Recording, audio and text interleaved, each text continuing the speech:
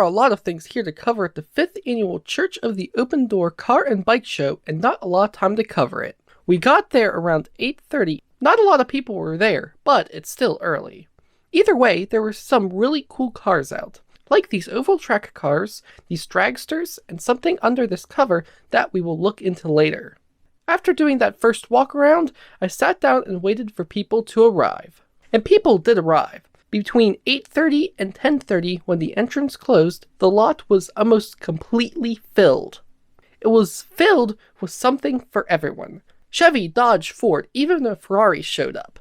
If you were interested in cars, this was the place to be. If you liked Corvettes, there was a complete row of them, and even more on the other side of the lot. Speaking of the other side of the lot, here's an overview of the show. But you didn't come for an overview of the turnout, you want to have a closer look at some cars. Like this completely original car that we interviewed. Hello, sir. Hi there, Chuck. So, how long have you had this car for? 6 months, I hate to say. I found it in Wisconsin over the winter. And I wanted the car. It was the middle of winter. I offered the guy what I thought was a fair price and told him I'd gladly buy it from him, but I didn't want it until he could get it here, not in wintry conditions. So he kept it in his heated garage until, I guess, February, no, end of January actually. So, you know, I've had the car's been in my garage less than 5 months. But yeah, it's, you know, I've always been a full-size Chevy guy. I've had a couple different Impalas. This car appeared and I'm like, oh, you know, how many times am I going to get a chance to buy a 409 4-speed? And, you know, so, you know, it was the right car. You know, would I have preferred to have a bubble top? Probably, but, you know, a bubble top gets a little beyond the depth of my pocket. And so, yeah, this is a nice car. It's, you know, like I said, 409 4-speed with a 331 posi rear. I think one of the most amazing things about the whole car is this is the original paint. This paint's 60 years old. So this is a lacquer finish car. It's almost 100% fresh, you know, original steel. There's one minor piece of body work behind the rear wheel on the passenger side. But other than that, there's no body putty in this car. As you can see, the bumpers have been redone. Interior's been redone, but they're all done correctly. But, you know, original paint, original glass, you know, no power steering, no power brakes, no radio, of course no air conditioning, drum brakes all the way around, running on 14-inch bias-ply tires. So, you know, you kind of have to know how long it's going to take me with the car in front of me, how long it's going to take me to stop, because it's a lot of car to stop on drum brakes. But yeah, I really enjoy it. It runs very, very well. You know, I've done very little to it since I've gotten it. I've had my mechanic do a couple things to it, but other than that, you know, I'm just going to enjoy it. Is there anything else you'd like to do with it? Well, my goal is never to repaint it. You know, so if you look at it, you'll see there's dings and flaws in it, but, you know, it's only going to be original paint once. If I open the trunk, you can see the original red primer in it that was 60 years ago. You know, I'm excited to take it to Carlisle this year to the GM Nationals.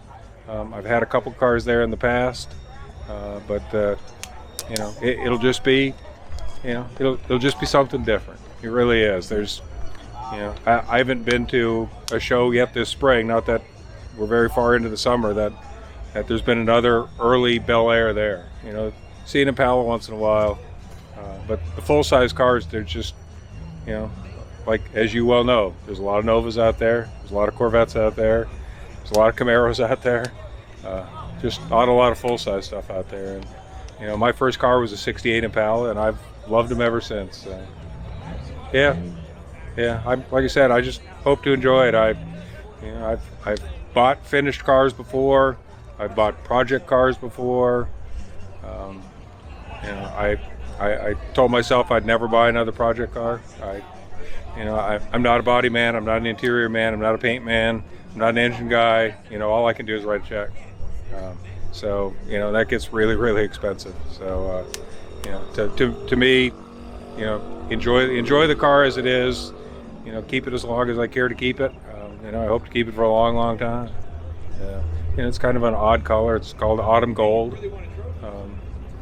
But everyone that comes up to me says, this is the sleeper car. I said, yeah, this was Grandma's grocery getter, but she got to the grocery store really fast. But yeah, no, I really, like I said, I really enjoy it. It's, we left this morning, and it's 60 degrees outside or 65 degrees outside. It's nice with the windows down. It's going to be a hot ride home. But hey, it is what it is. A little fresh air never hurt anybody. Yeah, well, yeah, I appreciate it. Thanks for the interview. Yeah, thank you. That guy was great, wasn't he? Now onto some more cars. Here's the Ferrari I talked about, one of my personal favorite cars, so much that I completely blindsided the 67 wagon next to it. But no time for an in-depth look at it, there's so much more to look at. Oh, wait, what did I just get? They're unveiling the car underneath the black cover, let's go! I already missed the reveal.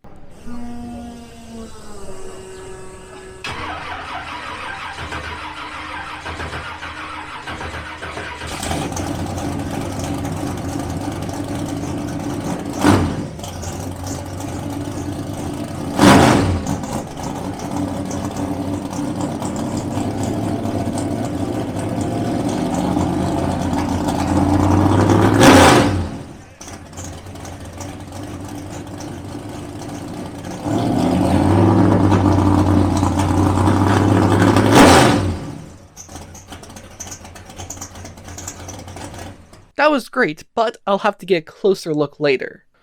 And with everyone huddled around it, I can get a closer look at some of the other cars. And there was still quite a bit to look at. The show was starting to thin out, but not everyone had left yet. Hey, let's talk to this guy about his Camaro before he leaves. Hey sir, can you introduce yourself? Hi, I'm Logan. This is my 67 Camaro. It's a 250 inline 6, putting out 155 horsepower. And yeah, that's really it. Convertible. So yeah. So what sort of things have been done with this car? Everything's been restored back to original. The only thing that's really different, there's a white top instead of black. The radio it's a new radio unit, the exact same as 67 if you can't look through the hood. Everything's original but this. It's a high output ignition. That's really all to it. Everything else is original. 111,000 miles. Original engine, original transmission. Runs great. And as we finished talking to him, it was about time to watch them start up the oval track cars and the dragsters. This car here is a clone, a tribute to Frankie Snyder, Reading Fairgrounds stock car champion that ran at Nazareth, Reading, and in New Jersey, and all over. This car is exactly the way the car raced at the Reading Fairgrounds. Frankie owned the Sausage Bar restaurant in Middletown, New York. Everybody loved him. There's photos of the car. It's been restored by Orton Deal, and this is the way it looks, exactly to Reading Fairgrounds specs. Go ahead, fire it up. It's Power Class small block Chevy.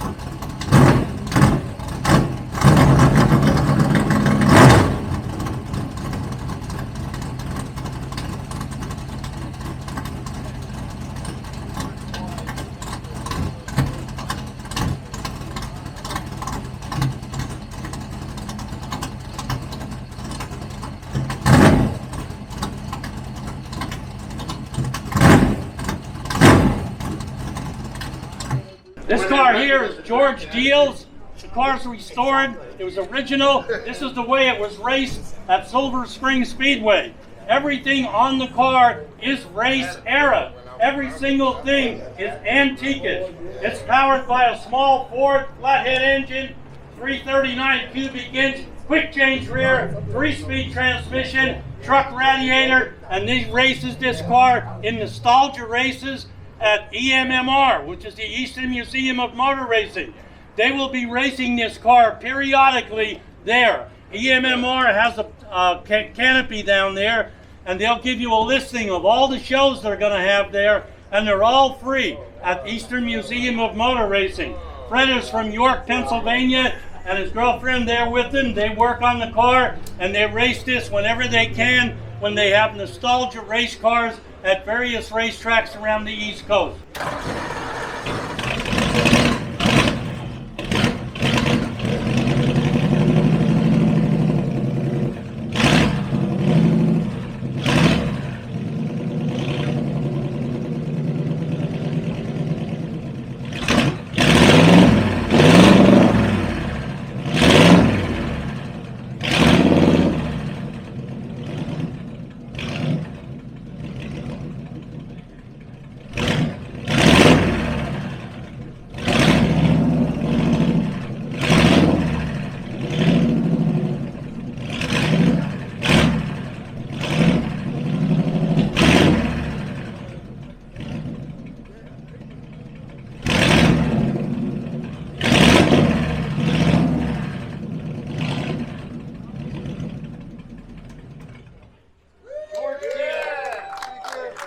Raced at Silver Spring in the 50s, maybe even the 40s, and it continued to do so until the closing of Silver Springs when they raced nostalgia cars.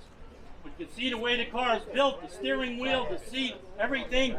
Is that safe? No, none of those cars were safe. The Reading Fairgrounds, they had all these kind of interiors in, everything was black tape, and they were strapped in like that. But yet they never thought about it. That's the way the cars race, and they all put on a good show.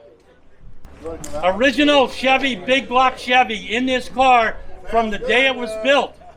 454 cubic inches or 461. This is the King Rat. This car was featured in the movie Funny Car Summer and featured in 2 different movies. This very same car that you see here. This car is owned by Ken Bingham of Gettysburg, Pennsylvania, and it is original condition, just the way they put it together for the movie Funny Car Summer.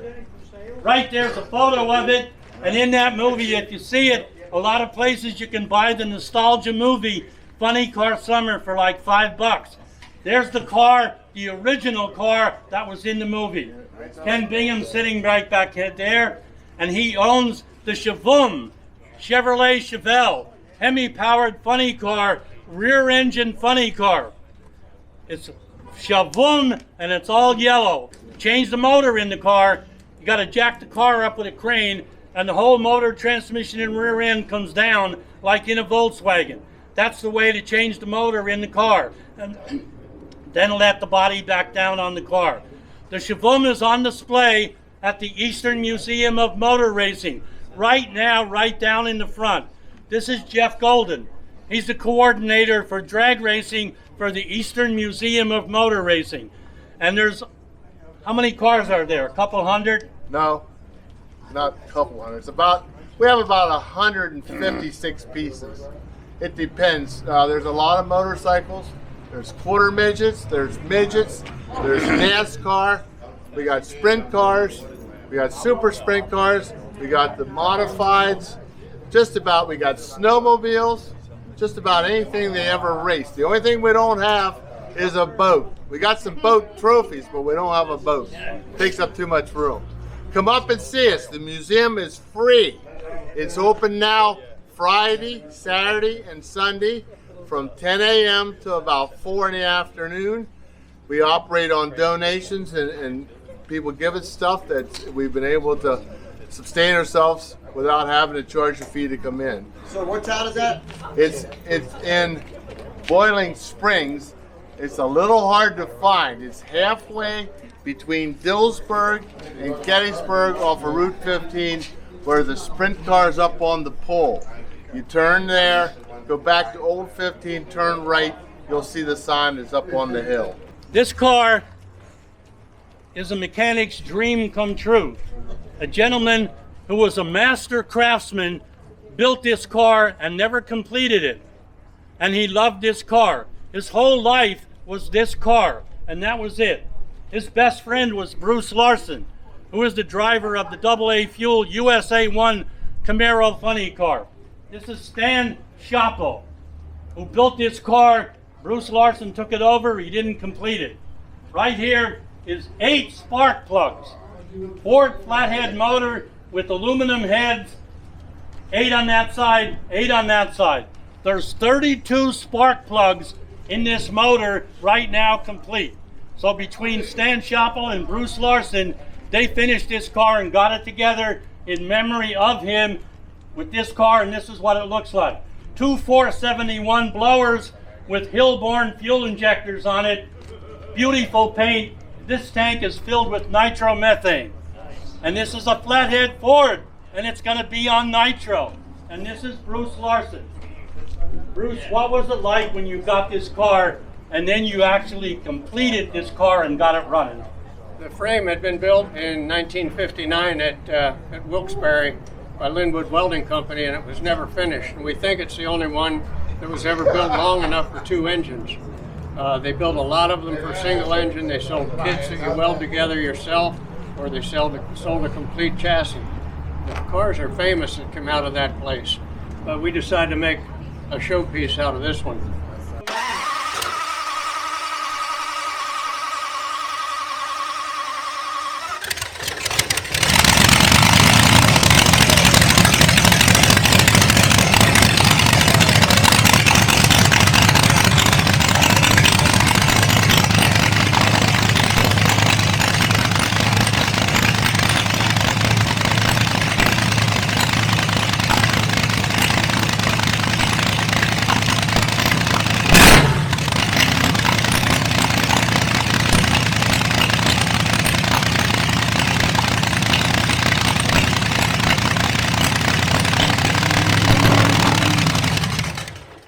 Okay, what you see here, this is a Bonneville Salt Flats car. Anybody ever see a Bonneville car? There's no tread on the tires at all. It's all rubber, it's all round. Try to keep the tires from expanding and blowing out. They don't want the tires to grip. They're going to go on a straight line pass on the salt flats at 200, 300, 400 miles an hour. The gentleman sits right up there, and these are the tires that they use. They do have a tendency to blow out. When it does, they hang on like that. There's no other way to go. This is powered by a big block Chevy with 2 Holly big carburetors on. Direct drive transmission. It's a 4-speed transmission and a... Okay, you only shift to 4-speed and then get into high gear and then go all you can. You got to go about 250 to get into high gear. To get into high, 250 miles an hour just to get in high gear. And then it's balls to the wall, hang on to the steering wheel. You're going down straight line for about 4 more miles and then pop the parachutes. How fast did it go? 323 is the fastest. 323 miles an hour. This car went that you see right here. He's strapped in down low. Look at how low it is to keep the air out from the bottom of the car. You're going 300 miles an hour. You don't want air under the car. The car will get airborne. RPM, then he's in here strapped in with a fire suit. Roll bar right up there. Anything happens, just sit down low and hope for the best. Now, right here, we have Marcia Barkis. Marcia Barkis and Frank, pretty old, they just got married. She hangs out at Eastern Museum of Motor Racing. And she goes to Bonneville with these guys and E.J. Kowalski and her husband. So you know what they did? When was that, 2 years ago? Guy comes up to her and said, I don't have a driver for my car. You want to drive it? She drives a Model A in the circle tracks at Allentown with no nothing, just a bare small roll cage sitting there holding on to the boards in a race, a 4-cylinder race with 20 other Model A's. She said, yeah, I'll drive your car. They put her in the guy's car. She starts it up, takes it off. The end of the run, she went 200 miles an hour the first time ever in a Bonneville car. Now, if you have a car but not a driver, you call her up. You want to drive my car? Now she has the options to drive 4 more cars. And the first time up, you'd love her. What a personality. From New Jersey. 200 miles an hour in the salt flats. First time. This is Richard Hahn, the father of these people back here, and grandfathers, so on and so forth. 1970, AHRA, small block Chevy dragster, running AHRA. He's running in contention for the national championship in a small block Chevrolet with 100% nitromethane and Hillborn injectors, blowing engines after engines till he's the final one left, took another engine out, set the world record for junior fuel dragsters, and won the national meet and became the champion that year.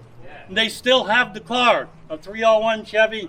They built them themselves, a 301 Chevy on 100% nitro. That's impossible. It's insane. You have to be totally crazy to drive the car. But he did, and they still have the car, and it's like brand new. And this here, this is the Blue Mountain Express 2, and guess what? His sons and grandsons built this car for him as a surprise and gave it to him. And it's a top fuel dragster. It's a 392. This is Richard, right, Richard? And he's a hell of a good guy. I can believe it. They searched all over the place to get the parts to build this. And they live in Gettysburg, Pennsylvania. They couldn't find a motor. They needed a block. They advertised everywhere. One day he picks up paper shop, looks at it, 392 Chrysler Hemi block. And it's only down the street in Gettysburg. They bought it, put it together, and here it is right here. This is a 392 Chrysler out of a Dodge or a Chrysler sedan from the 50s, right there. It's on nitromethane in there. They're going to fire it up on pump gas, and then he's going to switch it over right here to all nitromethane. And I mean a lot. You ain't going to believe the sound of this car or the smell. There's no water in the motor at all. This is an 8-second motor. It's designed to last 8 seconds and then it explodes because there's no water and it takes 8 seconds for the hot pressure to consume inside the motor before there's valves that will let it out. But there's no water in it at all. A Vertex Magneto, 671 GMC blower, and this is his grandson. He's a future driver of the car, and everything on the car is brand new, and he's going to fire it up. All right. Any little kids, hold your ears. This car will be at EMMR on the 9th of July for the AA.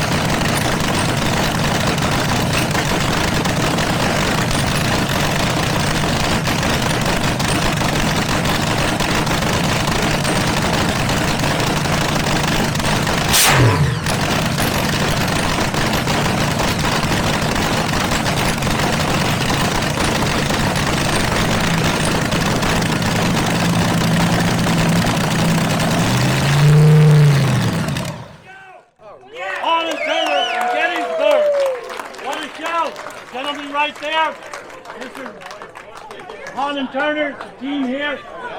That's what a top fueler sounded like in the 50s. Right there. 1,1600 horsepower. Now they have 10, 11, 12,000 horsepower with John Force. Hey, no Frankie. electronics or nothing. Frankie, we got to get going here. We got to get our trophy presentation out there. The driver behind the wheel. Appreciate everything you did. How about that, folks? Thanks, Is that Frankie. good? Frankie, thank you, sir. Appreciate it. We're going to hand out the trophies. And with that done, everyone headed in for the awards, which I didn't film. But once it was over, everyone seemed to disappear, meaning it was time for us to go as well.